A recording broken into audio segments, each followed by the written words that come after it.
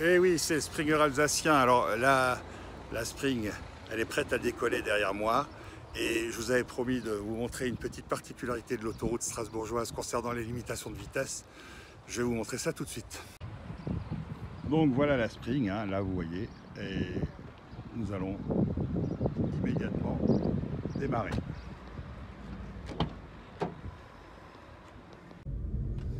Et voilà. Alors on va bientôt monter sur l'autoroute là, dans une petite minute, 30 secondes. Et ce que vous allez constater, c'est qu'à Strasbourg, il y a un particularisme assez spécifique. On indique bien clair, net et précis 90 km/h avec un panneau clignotant, etc. Puis, quelques minutes, que dis-je, quelques secondes plus tard, il y a un autre panneau pour indiquer 70 à certaines heures, certains jours. Et encore plus loin, quelques minutes plus tard, supplémentaires, un panneau 70 tout le temps. Donc en gros, les gens se font piéger facilement parce que ça paraît tellement fou qu'on n'imagine pas que tu as un panneau comme ça clignotant en 90 et que même pas une minute après ce soit 70. Enfin, je veux dire, c'est complètement fou. Vous allez comprendre ça dans quelques secondes. Donc je rentre sur cette autoroute et vous allez voir l'aberration du système. Donc voilà, c'est une autoroute qui monte vers le centre de Strasbourg, si l'on veut.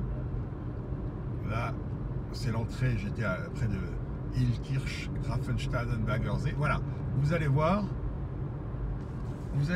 un panneau 90 là qui clignote. Alors il y a non seulement le panneau qui clignote pas, mais le panneau qui clignote également. Voilà, vous le voyez distinctement. Quelques mètres plus loin, vous voyez un panneau, vous ferez les arrêts sur image qui conviennent, un panneau où cette fois-ci c'est interdit à certaines heures, certains jours. Ok, d'accord, alors on se dit bon, ok, là par exemple, là c'est samedi, je ne suis pas dans les jours ni rien, et bon, donc c'est bon. Et maintenant vous allez voir, dans quelques petites secondes, vous allez voir un autre panneau 70, et là c'est pour tout le temps. Donc, bon, il faut admettre que c'est quand même pas très logique, ou disons que c'est même plutôt propre à tromper les gens. Je pense que c'est une volonté délibérée, c'est pas possible.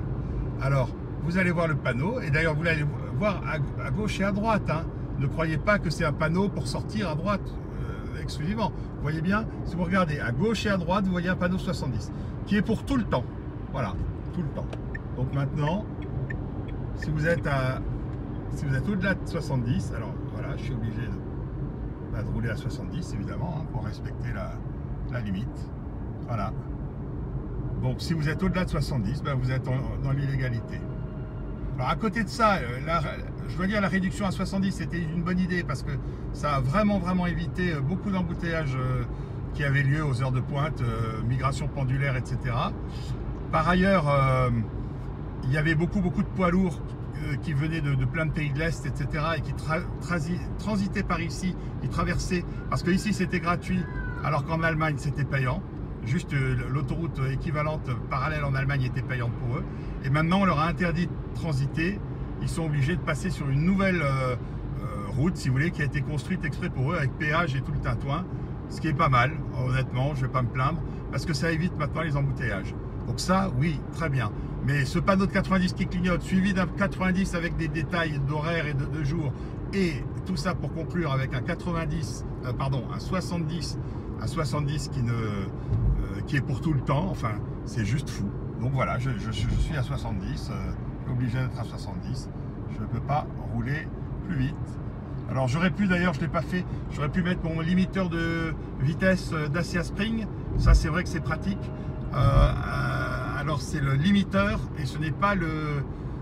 Enfin je ne sais plus comment ça s'appelle. Il y a celui qu'on appelle Cruise Control en anglais qui fait qu'on n'a pas besoin de toucher au gaz et qu'on est à la bonne vitesse. C'est pas ça qui équipe la Dacia Spring.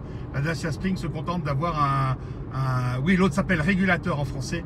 Et la Dacia Spring a le limiteur. C'est-à-dire on ne dépasse pas une vitesse qu'on a prédéterminée. Bon, ça évite justement les excès de vitesse. Voilà, bah, c'était le petit clin d'œil que je voulais vous montrer. Je ne vais pas faire de vidéo beaucoup plus longue puisque c'était ce que j'avais promis dans une précédente vidéo. À bientôt.